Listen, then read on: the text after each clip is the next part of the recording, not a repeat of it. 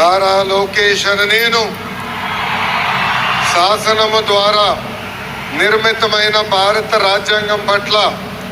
నిజమైన విశ్వాసం విధేయత చూపుతానని, భారతదేశ సార్వభౌమ అధికారాన్ని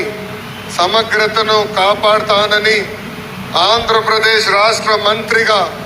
నా కర్తవ్యాలను శ్రద్ధతో అంతర్గత శుద్ధితో నిర్వహిస్తానని, భయం కానీ పక్షపాతం కానీ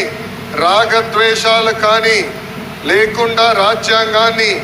శాసనాలు అనుసరించి ప్రజలందరికీ న్యాయం చేకూరుస్తానని దైవ సాక్షిగా ప్రమాణం చేస్తున్నాను.